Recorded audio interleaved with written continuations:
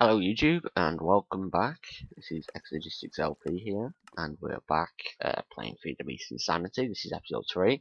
Last time we completed the first challenge which gave us redstone, and what we are doing at the moment is, as you can see, we're currently cooking charcoal up, and what this is going to do is it's going to enable us, once I clean out all the EMC in this table, to basically convert up to the higher levels of energy. So teach it charcoal, and we teach it coal. What we can do is turn the charcoal into coal, which we can then turn into alchemical coal, which is just a better fuel in E2. And I'll just turn that into redstone for now. There's actually a lot of EMC there. I didn't realise that. Ooh, how much charcoal have we got? There's a lot of EMC and redstone there. I didn't realise how much there was there. It's all from the gunpowder that we got last episode, that one was. So, yeah, we can get our first piece of Mobius fuel as well. Teach that. Right, let's just bring it away to charcoal, I suppose. Also, I want to make a bucket. Teach the bucket to the transmutation table. Take the lava, teach the lava, take an empty bucket, teach the water bucket, put the water bucket back there. Let me just take that out for a second.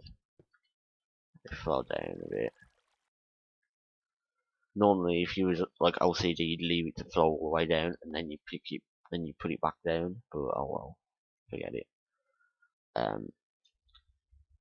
What I think we're gonna do is, because I need a lot of charcoal, I'm just gonna get a couple of stacks of this wood. It's the wrong type of wood, ain't it? So I need this wood then. Guessing it's this wood. Yes, it is. Right. Let me just bring that down to what it was. It's about 15. Split these evenly between the 8 ones. And I guess, yeah, the tree grew. Oh well. So yeah, guys, what we're gonna do is we're gonna basically create a dark room over there. With that, I've decided that that's probably our best approach. So let's get some bone meal. Also, do we happen to have? Let's go on the fuel for now. We're gonna want to be cobblestone. We're gonna need our philosopher's stone, and I think that's everything. Oh no, we need also a water bucket. First things first, before we start, I'm just gonna make this safer by adding a guardrail. This is so I don't fall off. Because if I was to fall off with a philosopher's stone, it wouldn't be game over, but it would make the game a lot harder to play.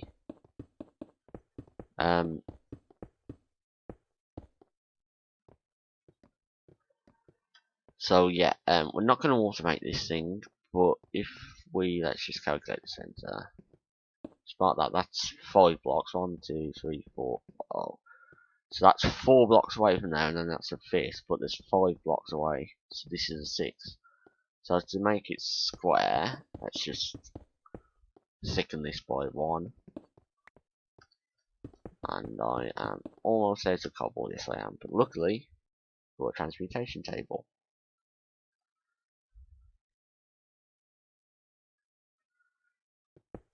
Now, for the transmutation table, because that's the center, I'm actually going to put it floating in the air. There.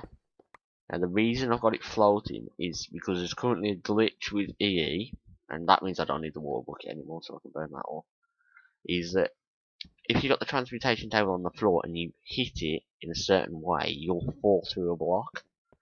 And I've had this happen to me sometimes doing dark rooming, and it gets annoying, and normally I put my dark rooms really close to the main thing, so if it was to glitch out I can catch into the water stream and swim up, but because this is so far away there's no way I could catch that stream. I could get really close, that was close to me falling off. I could get close at the bottom but I wouldn't be able to catch it. So really there's like only one option for me, and that's to put it floating. The other option would have been to dig a hole in the floor, put a water bucket down, and then just cover the area by it with another layer. And that would have done it. I only click that once. I'm actually going to turn that down and take it off my hotbar, because if I was to click the ground again, it turns to sand. I'll go straight down to the ground. Now, when you're doing a dark room, the idea of a dark room is that when you plant bone meal in a dark room, it doesn't take uproot. So if I just put a torch down, as you can see, they popped off when I planted it. Now, where I planted it, you can see a piece of tall grass has grown, and sometimes it stays persistent. This is just a bug in code, and that stops me from planting anymore. But if I go for the side, it allows me to plant. So let me just take that light out, and there you go, the wood just broke. If I aim at the very edge of the block, I can just stand here and spam it straight down.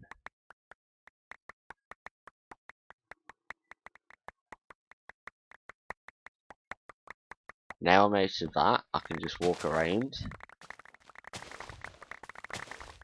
and pick up all of the different seeds we've just got into our inventory. Now we get to teach our transmutation table about loads of seeds and plants, and as you can see we've made a profit, because I started with enough for 1 diamond and now I've got 1.5 diamonds.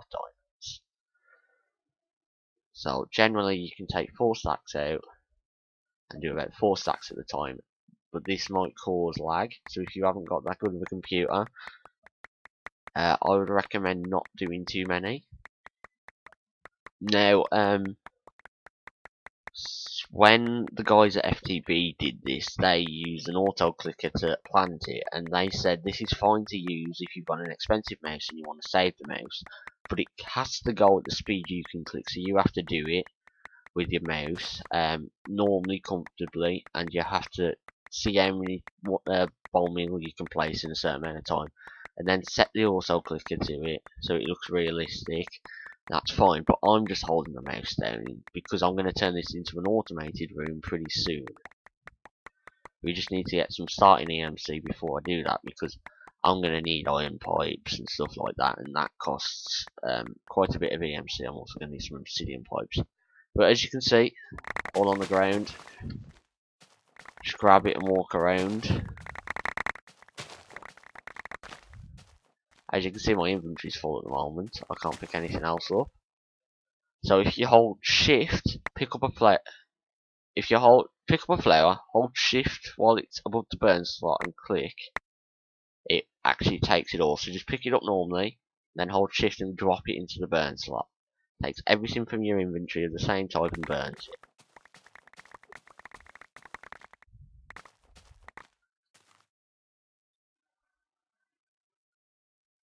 Now, it doesn't pull from your hotbar, and that's just how inventory tweaks works.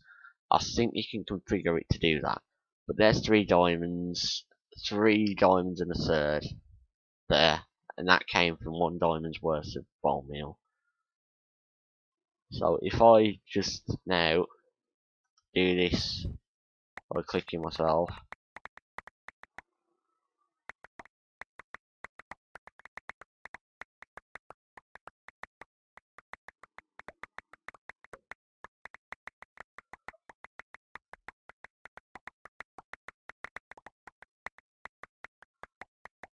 honestly, it looks like even when I click, I think the whole game does faster. I'm not good at clicking fast on a mouse, you know. But yeah, I'm just gonna do this for a couple of minutes, and I'll fast forward the footage of me doing this.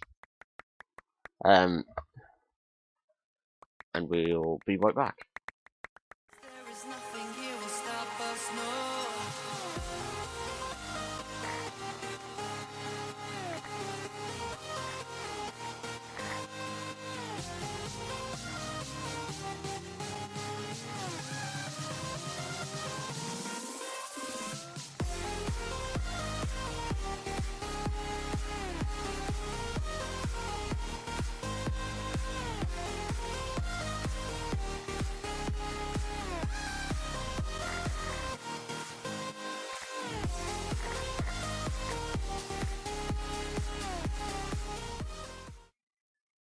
Right guys, we're back.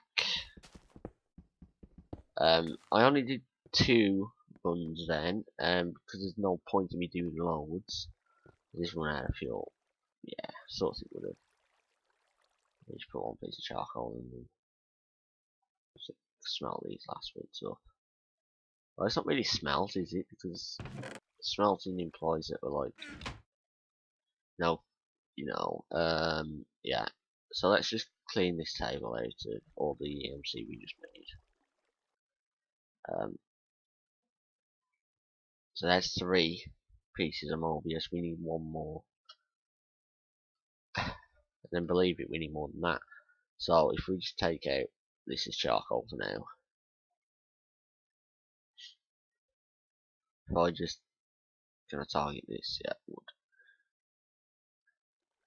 I'm gonna use 4 stacks of wood. That's the wrong kind of wood. There we go. So let's just wait for these to finish. Then we just get a bit more charcoal. We'll put 16 charcoal and then just top that up. 16 charcoal, top it up. 16 charcoal.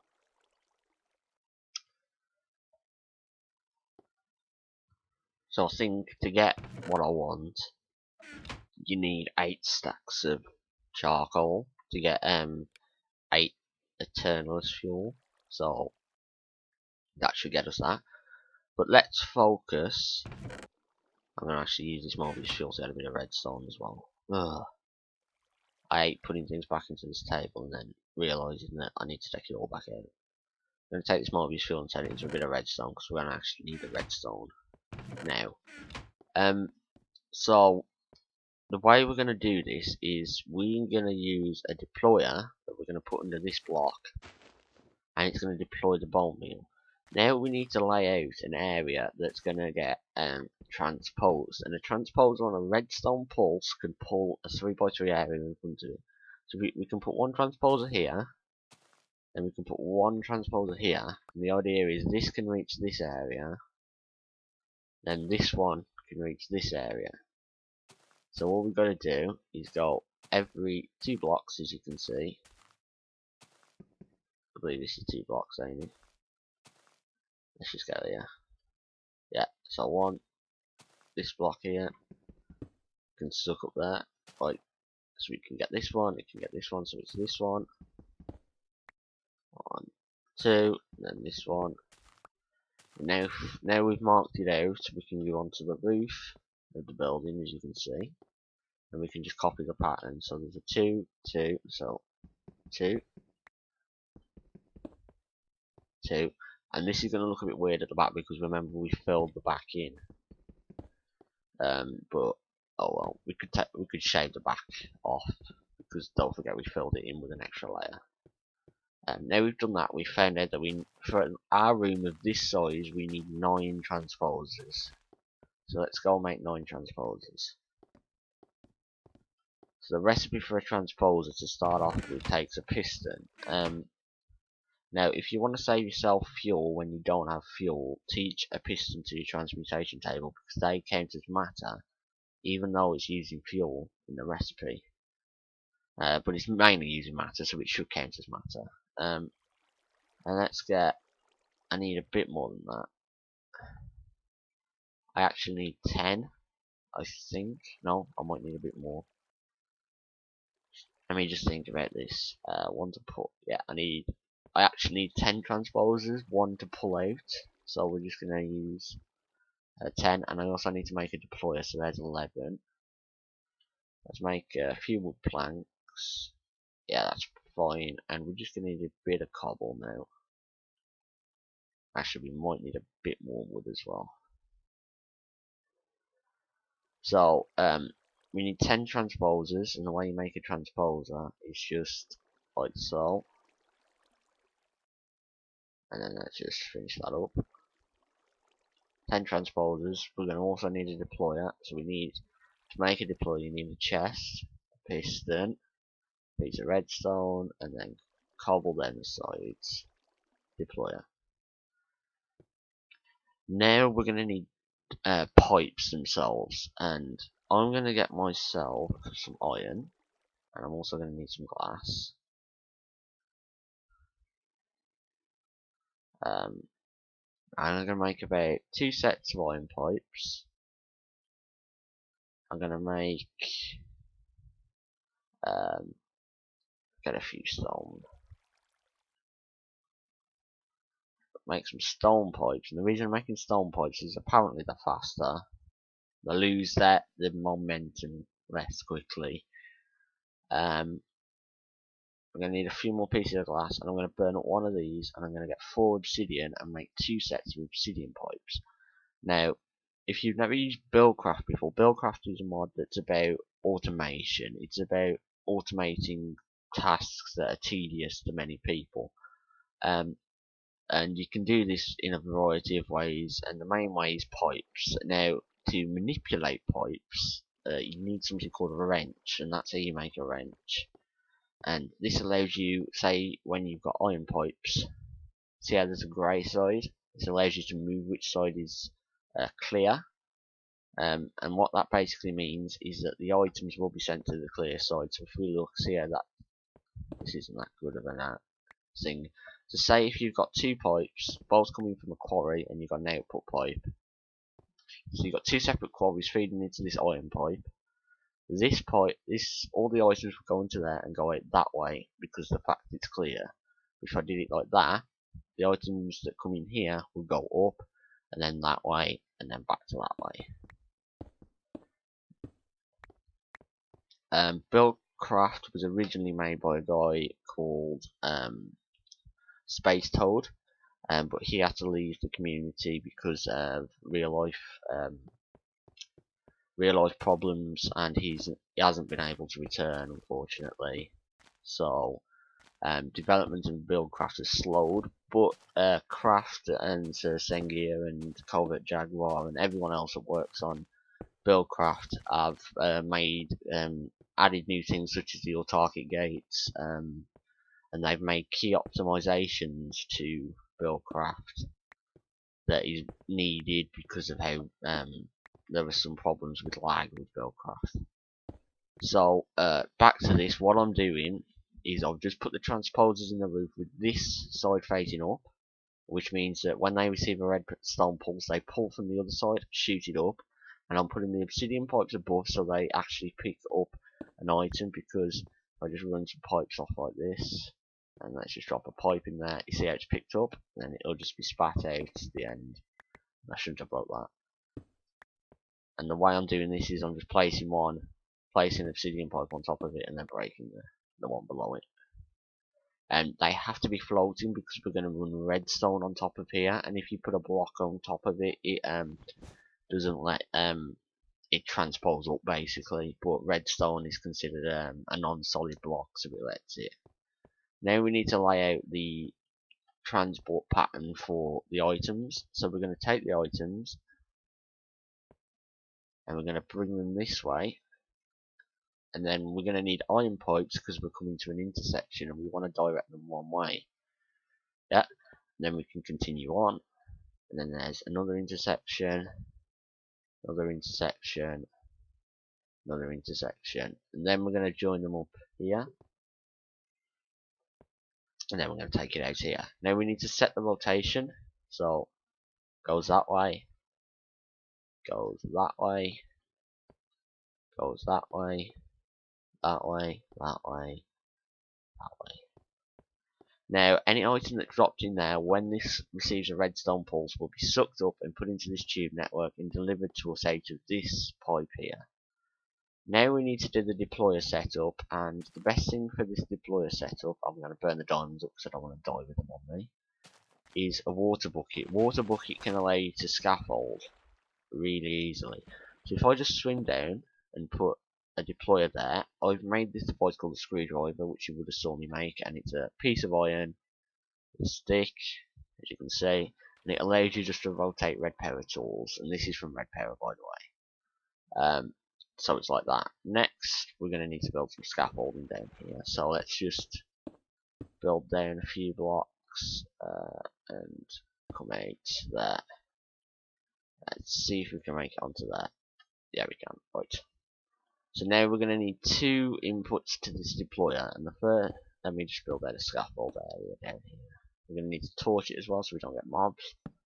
The first input we need to put to the deployer is a redstone input, and the second one is a pipe input. So I'm going to do the pipe input first, and that's just going to simply be like that. We're going to have I'm just trying to lay this out in my head. Yeah, we'll put a transposer here, which is going to suck out of a device that we're going to put on top of it soon, but we haven't got the materials for that, and it's a pretty expensive device. And then we're just going to connect that up. So it's going to suck it out, it's going to spit it down, and then it's going to go towards the deployer, which is going to be bone meal. Next, we need to send a redstone signal to it. So the way we're going to do this is I'm just going to have to use normal redstone wire.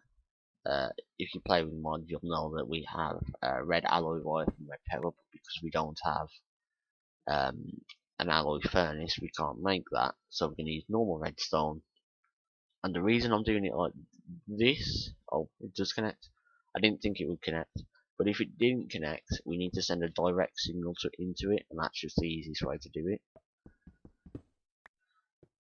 Then we need to actually stair it up, so I'm going to put a block here. No, we could do that, yeah. That's like a diagonal, yeah. Run it past this, because apparently it does connect, and then we can run it up, like so. And then we can have like an input there. Let's get back down there, because we've still got a few things left to do, wiring wise. Damn it, I can't get back down there. Let's just put that there. This isn't going to end well, I can tell. Thank you for the shift button. There we go, and we can just run the redstone now. That should be fine. Yes, again, let's try to get me there. Just as trying to get some torches out, it pushes me off. This is the problem when you're trying to work with water scaffolding on a skyblock map. You just get pushed off. Let's just get some torches. Now we can go and remove the water and seal up the hole in the floor.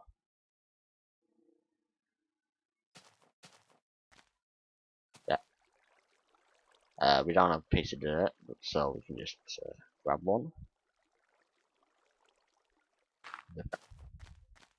Now we have where's that?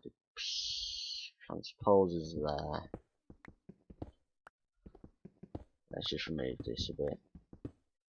Now we have a place to put something here, and unfortunately, actually, I did do that fast forward, so we'll go get the item and make it very quickly, and then I'll end the episode when we've got it. Let me just grab some more of this charcoal quickly. I did burn the diamonds up just to make sure I can die with them. There you go. There's 4 Mobius fuel. Let's just turn that into a piece of Eternal's fuel, and I am very lucky that that did not fall off the edge. Now let's just head down to the nether. Like I'm crazy, I've got 6 diamonds on me and all that sort of stuff. Yeah, oh well. Nether's generally safe. It's just the getting up and down. So now we're back in the nether, and me being an idiot forgot the one thing that we need, but get off.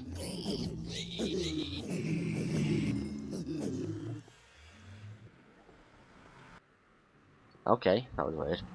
Me being not an idiot, I bought the materials to make one. That's a piston. Lucky I didn't empty my inventory. So yeah, basically, if we just mine out this, what we can do is we can put a piston there, and that one's going to go straight. Rotate it down with a screwdriver. Yes, red power adds functionality to rotate pistons. And am I even doing this in the right place? That was a very good question. No, I'm not. Should be doing it here. Give me that.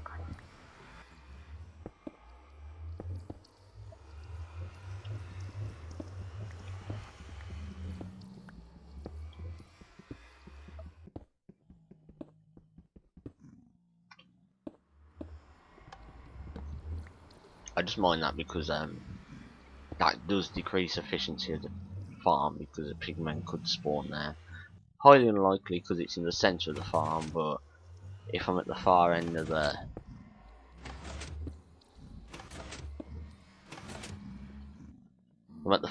nether, then yeah, that could spawn. Now what we have to do is I've got to check there's a block underneath us. Yeah, there's tons of blocks. We got to do that, and we can put a block underneath Sing and mine it. That's worse. A diamond and a bit, that was worse then. But that's important because that means I don't have to make all the complicated dusts that I needed to make an alchemical chest. I can just teach it straight to the table and that's it. But I'm going to end the episode up here, so I hope you've enjoyed, and there you go, can you see the water there? I hope you've enjoyed, and I hope you've learned about what a dark room is and how much EMC you can generate for the early game.